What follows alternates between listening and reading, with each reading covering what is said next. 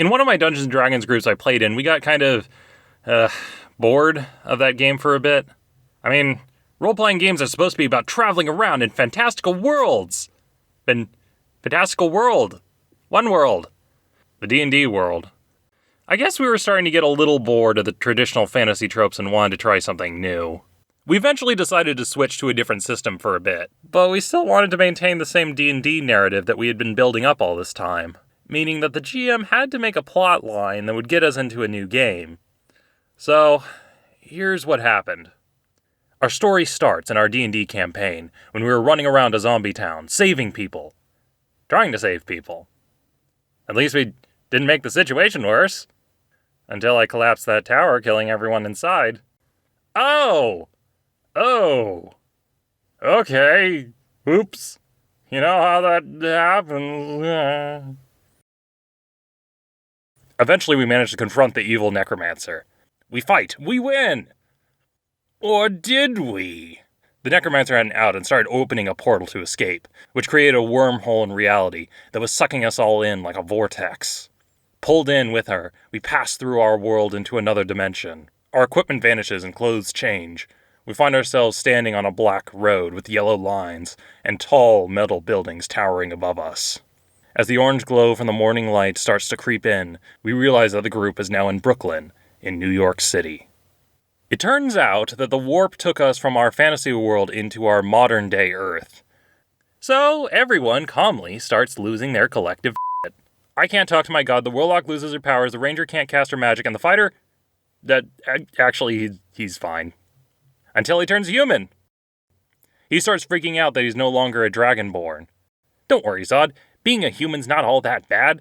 I'm a human every day. Now you're just like me. Oh my god. The horror. Oh no, you're all humans now. The tragedy. Alright, you can stop panicking now. Any second now. Any second now. Seriously? So we went about exploring the city. Without money except for some pocket change from stuff we could sell, we ended up at a homeless shelter. What we find out from some deduction is that our warlock's evil sister has taken over in the future. It seemed like it was time for us to go out on the streets and whoop some butt.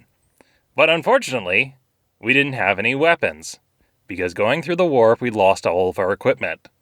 We did run through the numbers and found out that if we pooled our money together, we could afford to have a coveted gun.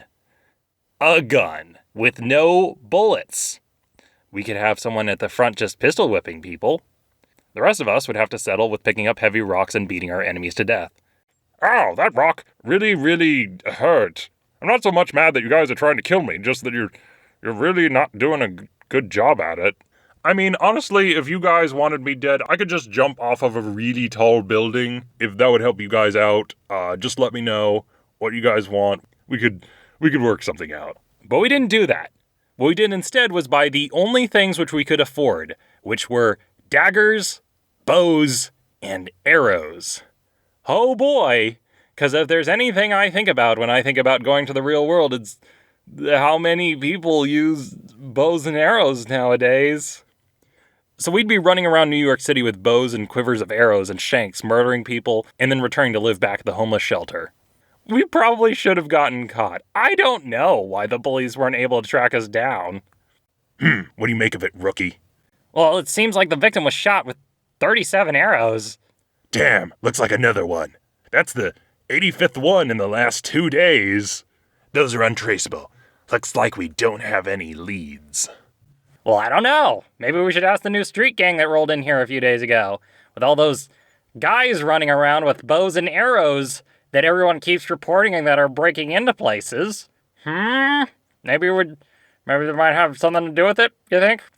They seem like they'd be friends with the criminals we're looking for or something. Maybe hang out at the same archery range. Maybe go to the same Fletcher. You think they might know something?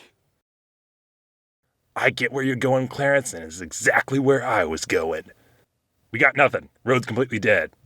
Just to let you know, you got a good thinking head on your shoulder. Got the marks of a great detective.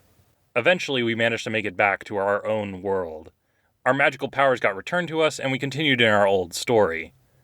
Even though we didn't play for very long, it was a nice little side trip, and it got us to play our characters a little differently.